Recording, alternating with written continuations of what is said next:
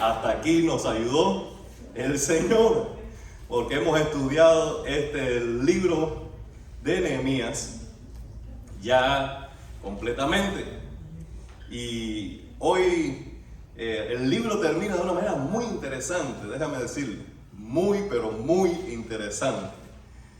Muy interesante. Yo creo que una de las cosas que hace interesantes el final del libro de Nehemías es que es un retrato de la naturaleza humana. Es un rayo X al alma de quienes somos en realidad. Todos nosotros tenemos preferencia por algunos tipos de películas. Y hay un género que es el realismo, que trata la crudeza de la vida, que no nos gusta mucho. Yo a veces, dice mi mamá, mira, para ver llanto y dolor y eso, ya yo tengo suficiente con la vida. Yo cuando veo una película lo que quiero es enamorarme de la vida, ¿no? Pero una de las cosas que nos ayuda a ver películas, una obra de teatro o una canción que nos habla de la vida en su crudeza, es que no nos hace tener expectativas falsas de nosotros mismos, del curso de la vida, sino que nos sitúa y nos hace ver las cosas como son. El libro de Nehemías termina el capítulo 13 de la misma manera que es la vida. Así son las cosas. Todos queremos que termine muy bien, en un punto alto y para siempre fueron felices, pero no. Nehemías termina con un retrato del alma del hombre, de quienes somos en realidad. Todos nosotros comenzamos el año con nuevas metas. Yo siempre digo, este es el año que yo voy a predicar en inglés. Y aprendo 2 o 3 palabras más y entiendo otras más, pero no termino predicando en inglés. Yo digo, Justin, ayúdame por favor, tú eres el que va a ser aquí pastor en inglés. Yo no. Yo digo, este año yo llego a las 200 libras. Tú verás que este año yo sí llego a las 200 libras. Es más, ya yo he subido la estándar, yo digo, ya yo llego a las 220. Este año yo llego a las 200. Porque después yo pensé, digo, si yo no tenía ni 200 libras cuando llegué a Estados Unidos, es demasiado pensar que voy a tener 200 libras aquí. Bueno, voy a dejar 220. Bueno, hermano, este año ya voy por las 243. Y siguen sumando. No estoy tan mal porque lo más que he pesado en Estados Unidos son 246, así que todavía estoy por debajo de... No, pero yo digo, no, este año voy a llegar a las 220 y me establezco metas. Este año yo voy a leer la Biblia capítulo por capítulo de Génesis a Apocalipsis. Y termina el año y no lo he hecho así, en un solo año leer la Biblia. No le puedo decir que lo haya hecho jamás. ¿Y cuáles han sido tus metas? ¿Cuáles han sido tus goals en este año que ya se está acabando? Pero también en nuestra vida cristiana, yo creo que todos los presentes aquí hemos tenido encuentros extraordinarios con Dios, eventos extraordinarios que han llevado a nuestra vida a una resolución, a un planteamiento de nuevos propósitos y nuevas metas. En campamentos para los jóvenes, en cultos de consagración, hemos establecido compromisos. Y aunque no hayan sido regulares, yo creo que todo lo que hemos conocido del Señor, en algún momento nos hemos propuesto propósitos espirituales. Ya sea en la vida de oración, en la vida de santidad, en la vida de consagración, de servicio, nos hemos establecido propósitos espirituales. Bueno, vamos a ubicarnos en ese propósito espiritual nuestro a la par de Nehemías capítulo 10. ¿Recuerdan el pasaje que yo les estuve predicando? Nehemías capítulo 10, donde ellos establecieron aquellos propósitos, aquellos compromisos, hicieron un pacto, y el pacto de compromiso fue tan, pero tan serio que ellos lo firmaron. Lo firmaron. Bueno, sucede que alrededor del capítulo 12, hablándonos en el libro, Nehemías había ya pasado 12 años en Jerusalén y siente la necesidad de regresar al imperio, a dar informe al rey de cómo habían sido esos 12 años, de cómo habían construido el muro, de cómo se habían restaurado todas todas las casas, la ciudad, cómo había quedado todo, dar informe, dar un reporte de su gobernatura en esos 12 años. Él estuvo fuera solamente un año. Un año. Vamos a leer allí el 5:14. 5:14. Que a la mitad del libro él hace ese resumen. ¿Pueden leer? ¿Sí? 5:14. Capítulo 5, versículo 14.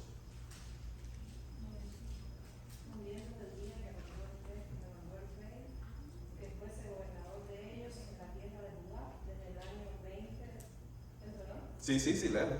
Del rey Artajerjes hasta el año 32, 12 años. Ni yo ni mis hermanos comimos del pan del gobernador. Ok. Allí ustedes pueden darse cuenta que él está escribiendo el libro después de todos los eventos, por supuesto. Él puede a mitad del libro decir, bueno, yo estuve 12 años gobernando allí y durante todo ese tiempo yo no me aproveché de mi privilegio. Es decir, que ahí establece el periodo de 12 años. Bueno, él regresa por solo un año al imperio, a la capital, y allí se dio informe entonces que las cosas en Jerusalén se estaban relajando, que los compromisos que habían establecido no se estaban cumpliendo. Y él tuvo la necesidad de pedir permiso al rey de regresar a Jerusalén para seguir la reforma, para fortalecer, para corregir el rumbo de la ciudad. Amado hermano, yo me pregunto, ¿por qué somos tan frágiles los seres humanos en nuestros compromisos? ¿Cómo es que un día estamos delante del altar, nos estamos mirando a los ojos el uno al otro y estamos prometiéndonos la vida entera, y al cabo de un año, al cabo de 2 años, se está pensando en el divorcio? ¿Cómo puede pasar eso? ¿Cómo tú puedes comenzar un trabajo de un contrato de 5 años? Yo te voy a dar un buen salario, pero este contrato requiere que tú estés aquí 5 años. Y al año y medio o al 2 años ya el trabajador está buscando cómo escapar porque tiene una mejor oferta, o porque tiene comprando una casa en otro lugar, o porque ve otros beneficios y se le olvida que él estableció un compromiso, un contrato. ¿Y cómo puede ser nosotros que, teniendo delante un ejemplo tan gráfico de que la nación fue cortada por desobedecer a Dios y llevada a Persia, llevada a Siria, llevada a Babilonia, quedar ahí en ruina, y por la gracia de Dios retener un grupo de personas que vayan allí, se comprometan, restauren, comiencen a prosperar, tener una vida de paz, y cuando se han establecido, se olvidan en primer lugar de que la causa de sus males fue olvidarse de Dios, y que la causa de sus bienes es la gracia de Dios. Por tanto, es imperativo, hermano, le hablo de corazón, es imperativo atender nuestra amnesia espiritual, nuestro Alzheimer. Hay un mandamiento de Dios claro: a recordar, a recordar y a recordar. Miren, vamos a leer Isaías 44, 21 y 22.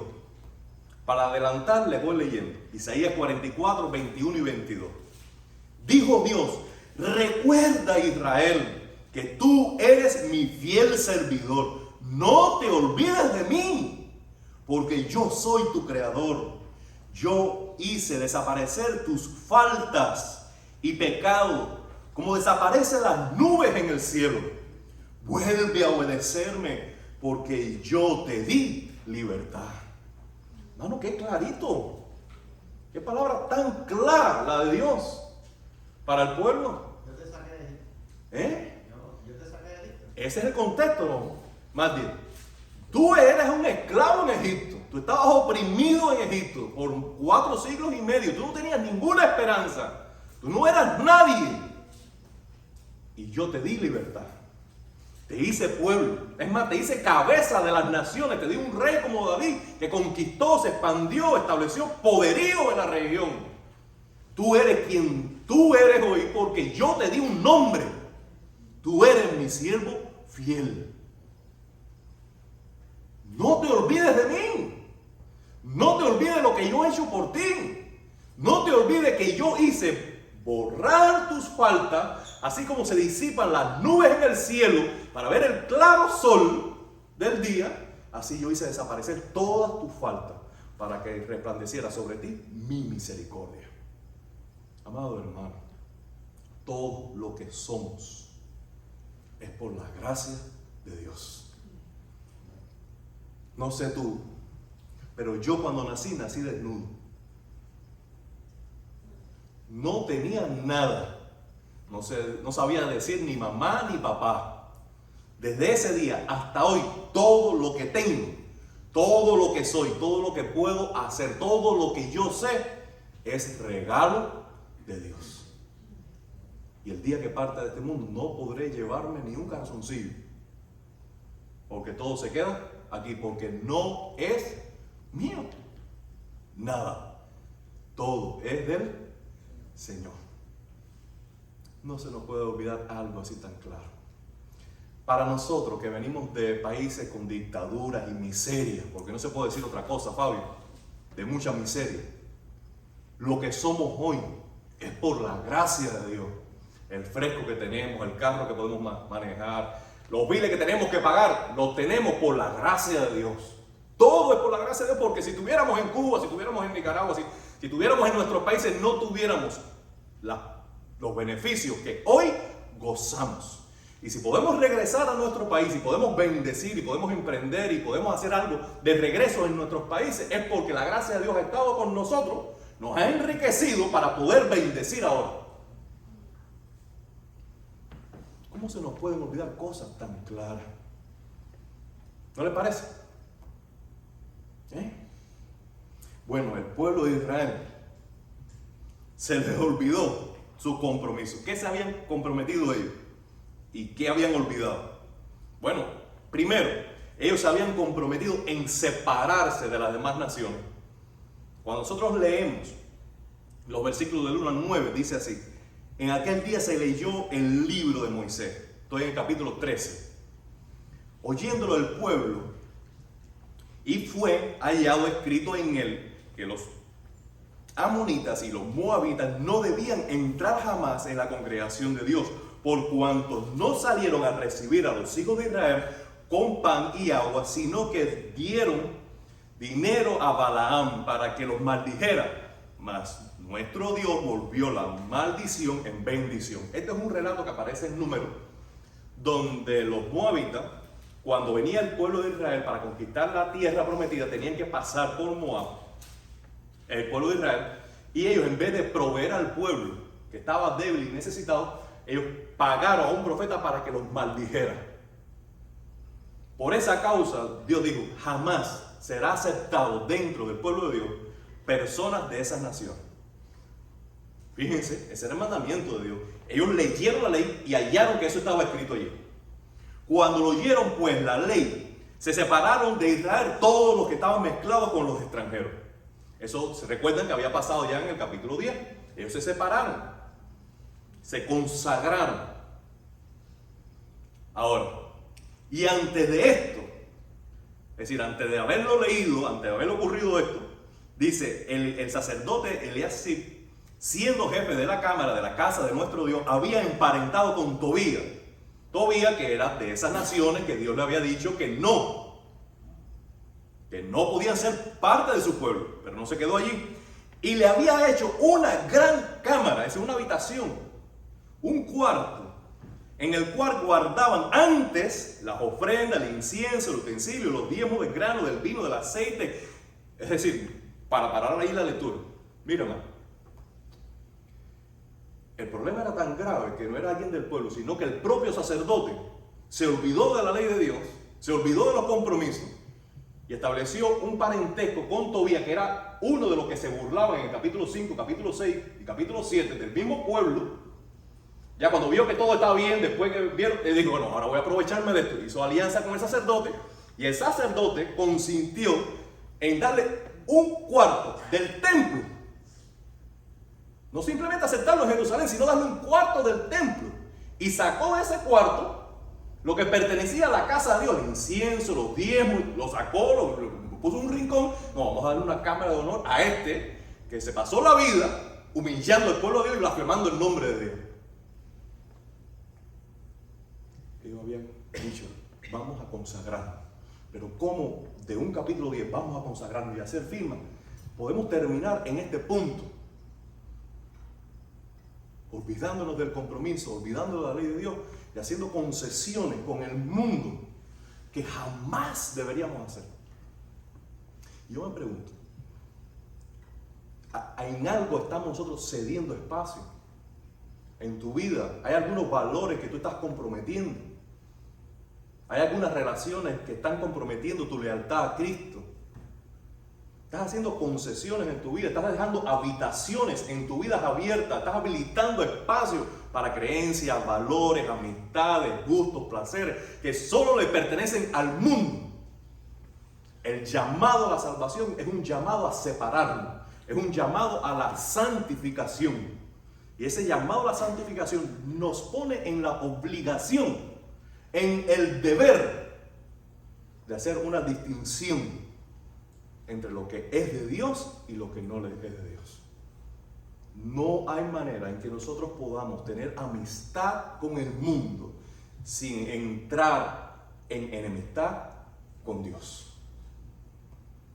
Dios dice, todo aquel que quiere ser amigo del mundo se constituirá enemigo de Dios. Por eso Juan dice, amados hermanos, no amen al mundo, ni las cosas que hay en el mundo, los placeres que hay en el mundo, los deseos de los ojos, la vanagloria de la vida. Nadie que ama a Dios puede amar al mundo, porque son mutuamente excluyentes. Lo segundo que se habían olvidado ellos, primero el compromiso a separarse, voy a adelantar. Segundo, el compromiso de apoyar administrativamente el servicio de la casa de Dios, financieramente, con alimento, con dinero, con grano, con leña para el sacrificio, con corderos. Se habían olvidado del suministro para el servicio en la casa de Dios. Vamos a leer a partir del versículo 15. En aquellos días vi en Judá a algunos que pisaban. Bueno, voy a dejar esto para adelante, el 10. Perdónenme. Encontré asimismo que las porciones de los levitas no le habían sido dadas y que los levitas y los cantores que hacían el servicio habían huido cada uno a su heredad. Y si sigues leyendo allí, está describiéndose cómo se descuidó el suministro a la casa de Dios y a los levitas no tener, y los sacerdotes y los cantores no tener con qué vivir, tuvieron que dejar el ministerio para buscarse la comida.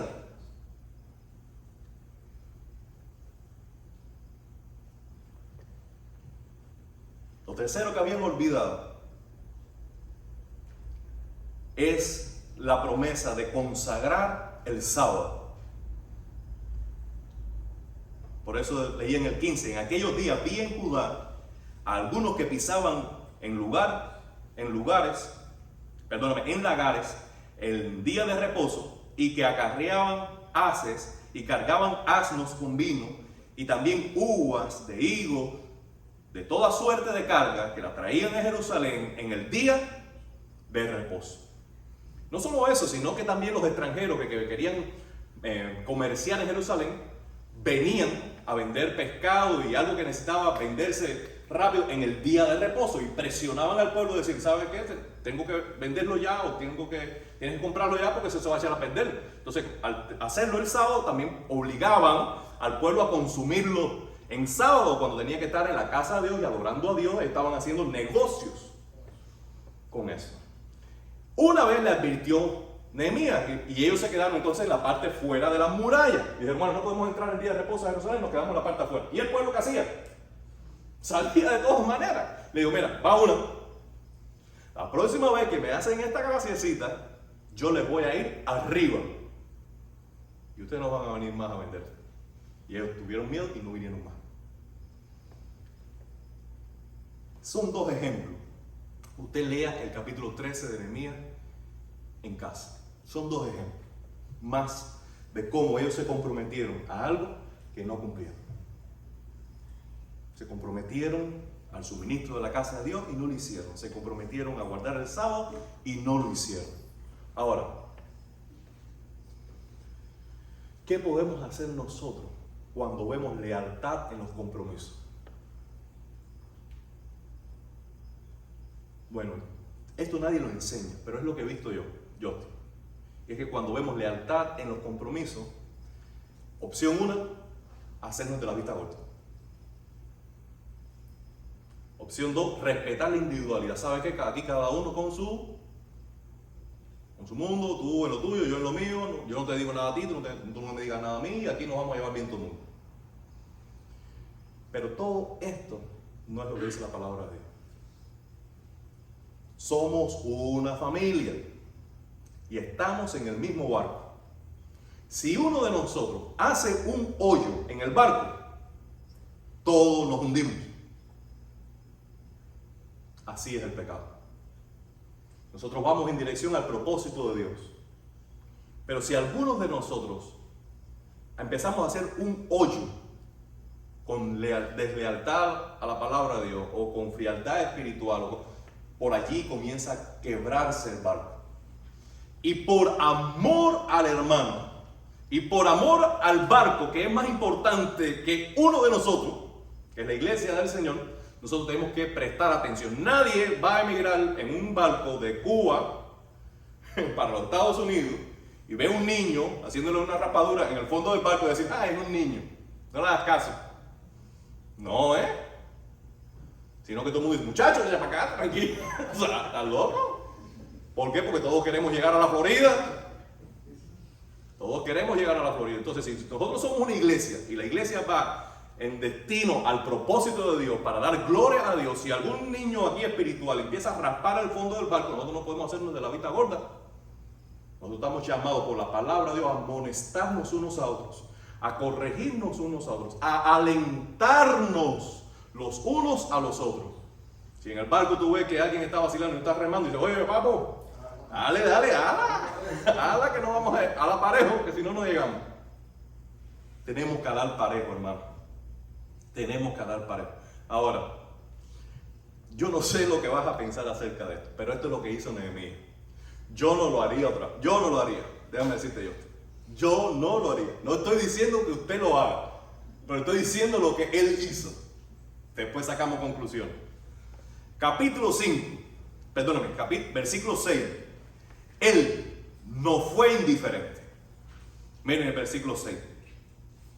Mas a todo esto yo no estaba en Jerusalén, porque en el año 32 de Atarjejes, rey de Babilonia, yo fui al rey y al cabo de unos días pedí permiso al rey para volver a Jerusalén. Es decir, yo escucho que la cosa ya se está poniendo mala, aunque esto me va a costar otra vez. Pedir permiso al rey, hacer un viaje larguísimo, llegar allá y comenzar a atender el problema, yo no voy a ser indiferente.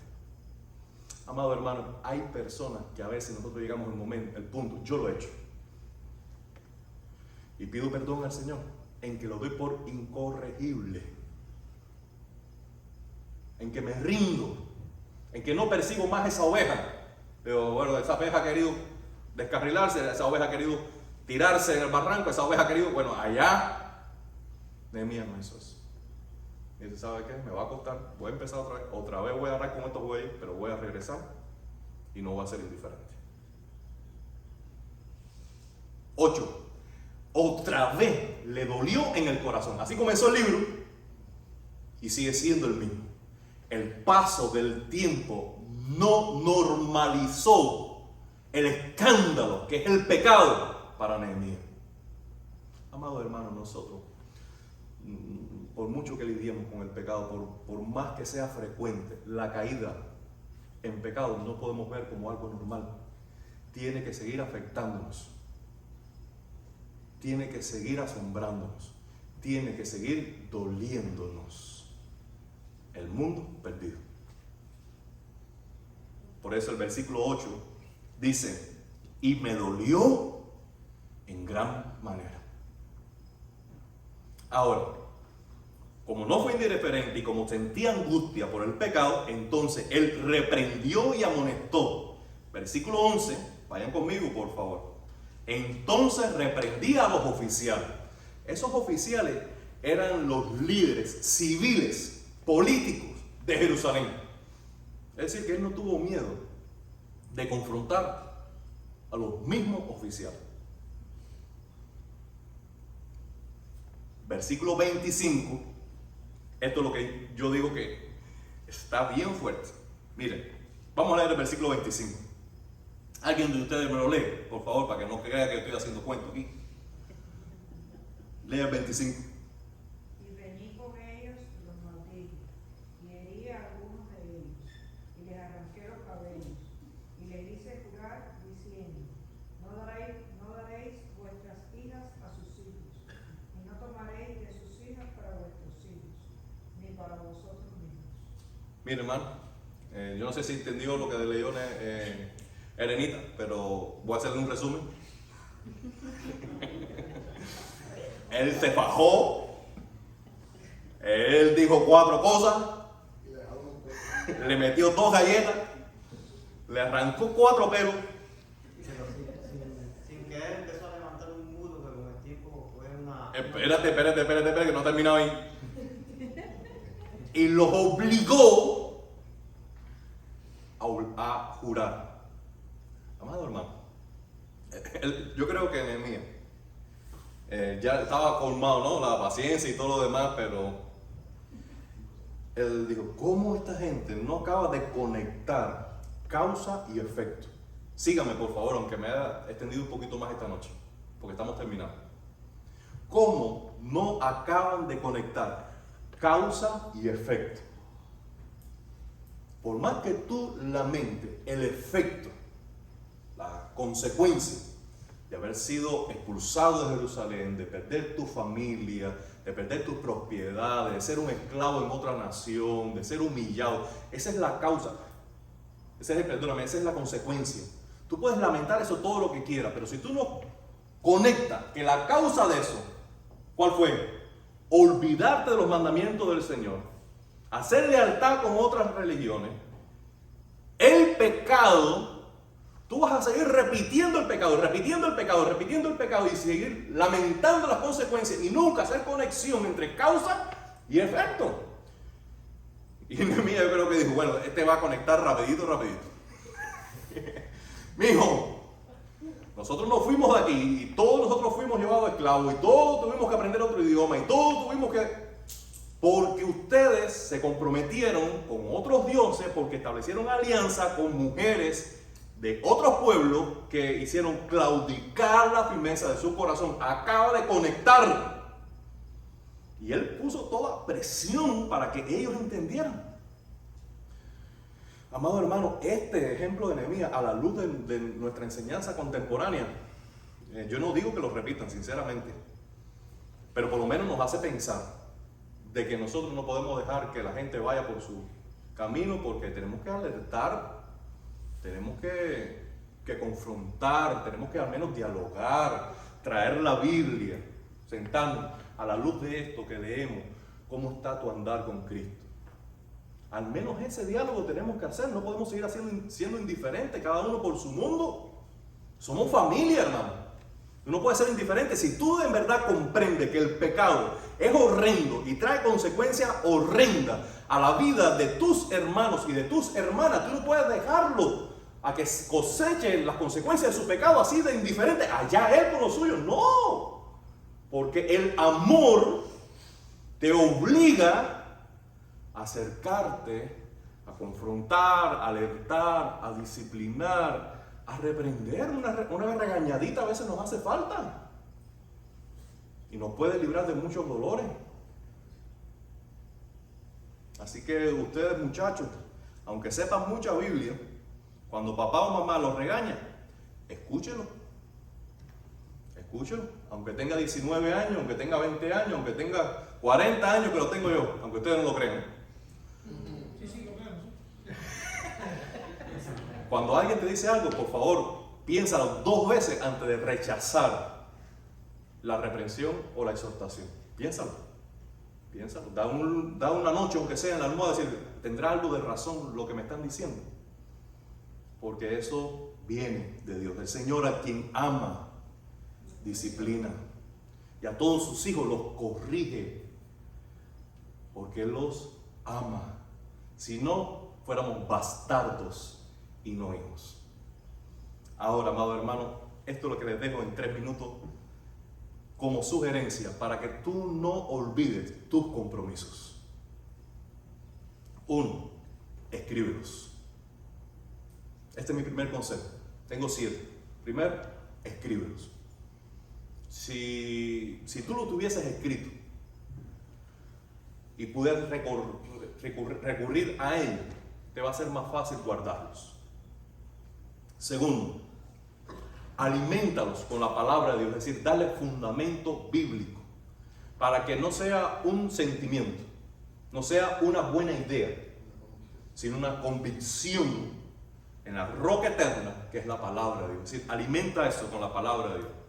Si tú quieres hacer cambios en tu vida de oración, busca versículos que apunten en eso. Si tú quieres crecer en la gracia y en el conocimiento de Jesucristo, busca versículos que apunten ese propósito. Para cuando tú leas el propósito y leas los versículos, eso se establezca como una convicción en tu corazón. Tercero, ora frecuentemente por ellos. Como lo tienes escrito, al menos una vez a la semana, a principio de semana, quizás el lunes, déjame leer por estos propósitos espirituales. 4. Sea constante, seguido por las convicciones y no por los sentimientos. Déjame decirle, ¿sabe por qué yo no he bajado de peso?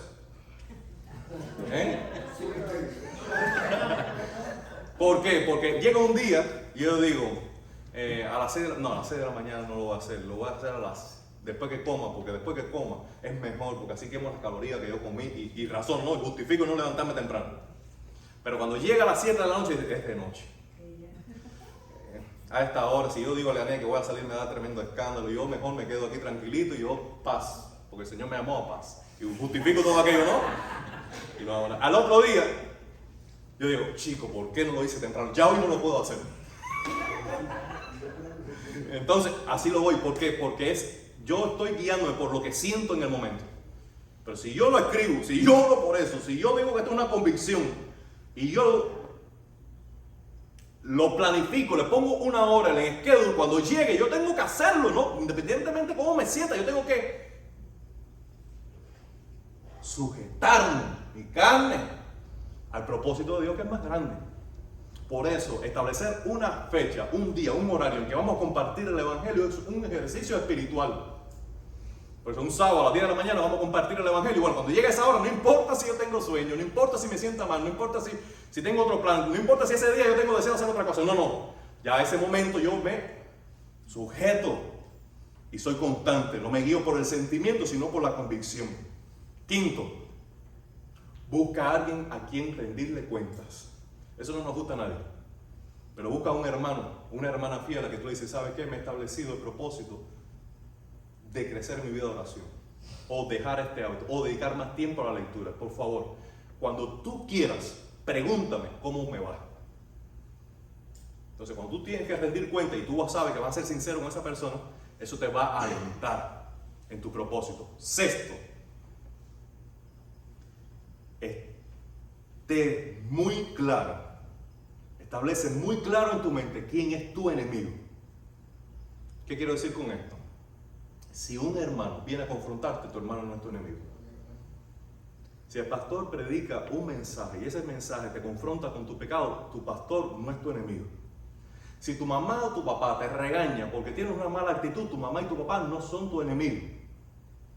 Si tu esposo o tu esposa te confronta con una actitud, con una palabra, con un hábito, tu esposa o tu esposo no es tu enemigo.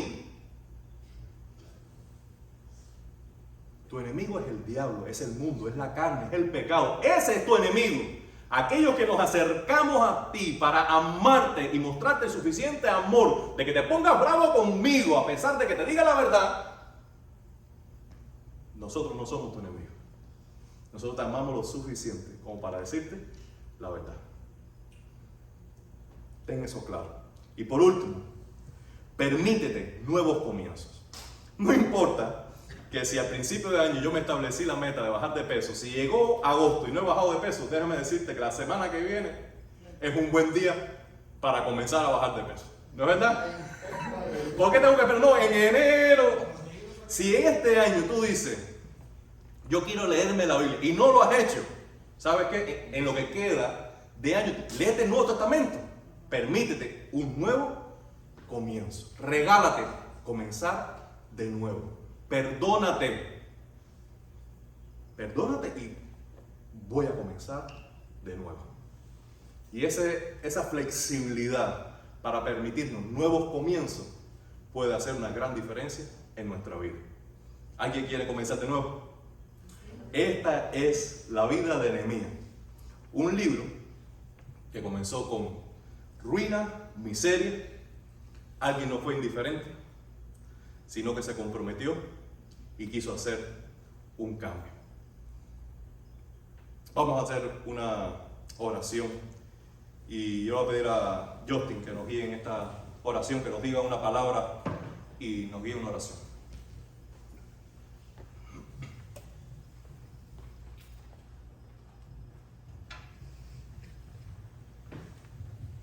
Señor y Padre, gracias por estar aquí juntos en familia, Señor. Gracias porque nos podemos reunir libremente para aprender más de tu palabra, Señor. Señor, te pedimos que nos ayudes a cada uno a aceptar lo que corrige nuestro hermano, Señor. Señor, que nos ayude a ser una familia que se ame tanto, que pueda decirse la verdad, Señor. Señor, te damos las gracias porque un día alguien nos dio la verdad de quién tú eres y de tu evangelio, Señor. Y aunque fue difícil, nos amó tanto para hacerlo, Señor. Y así debemos ser nosotros con cada uno de nuestra familia, nuestros amigos y cada extranjero, Señor. Decirle la verdad para que puedan tener vida y vida en abundancia, Señor. Señor, te pedimos que nos ayudes, que nos perdones nuestras faltas, nuestros pecados, Señor. Y que nos ayudes a arrepentirnos, Señor. Y ir a ti en oración y que tú nos perdones, Señor, porque tú eres tan fiel. Señor, te pedimos que nos lleves a nuestras casas, Señor, y que en el día de mañana podamos hacer todas nuestras metas espirituales, Señor, y que en todo tú seas glorificado. En el nombre de Cristo Jesús oramos. Amén.